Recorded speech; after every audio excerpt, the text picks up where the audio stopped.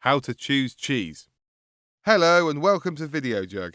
Peering through the glass at the deli counter, you're faced with a huge range of options.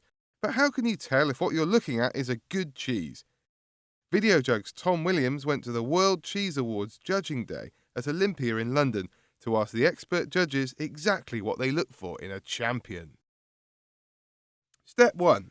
Cheddar.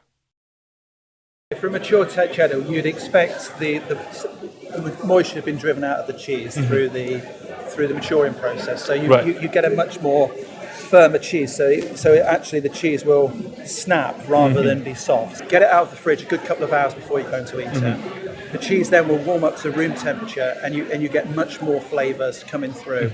If you eat the cheese from the fridge when it's cold, it dulls the taste of the cheese completely. For me, I'd like to see the lactate crystals coming out of the cheese like that. If I was buying a pre-packed cheese, I'd look for something like that. And then also look at the colour of the cheese and the texture of the cheese as well, because you might see some openness of the cheese coming through, some cracks in it. Oh, I see. So it's almost like it's broken. Slightly. I see. So you're looking for deep flavours, really.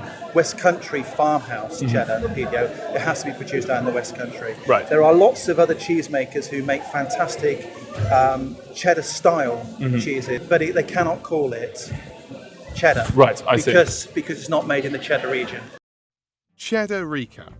A good mature cheddar will snap apart almost like it's broken. Get it out of the fridge and warm it to room temperature to improve the taste. Lactate crystals indicate it's a good one. Remember, it's only cheddar if it's made in the cheddar region of the West Country. Step 2. Stilton. And here you'll be looking for what kind of nose, would you say, apart from a clean nose? It depends on the mould that makes this cheese. And you're looking to see a certain amount of that, and a certain amount of salt.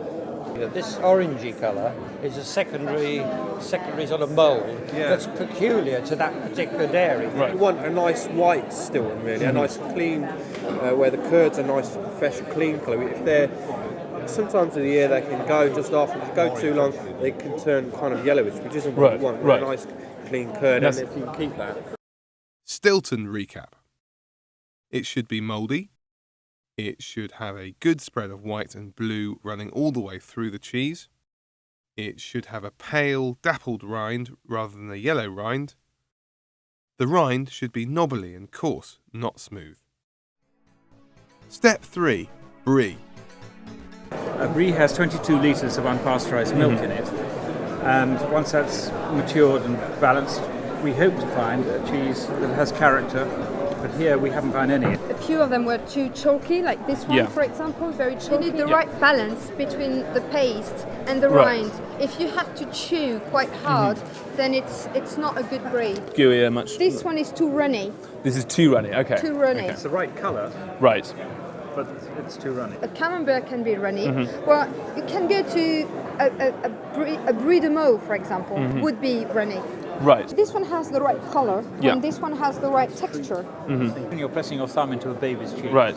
And it should give and come back to the surface again. Okay, quite quickly. okay. If it's a tired, stale old cheese, like this, it does nothing. There's no movement in the cheese. No. Brie cap. If you have to chew it at all, it's not a good brie. It shouldn't be too runny. Camembert can be as runny as it likes, but brie cannot. It should be pale white, not yellow. And when you press it, it should bounce back to its original dimensions. Done.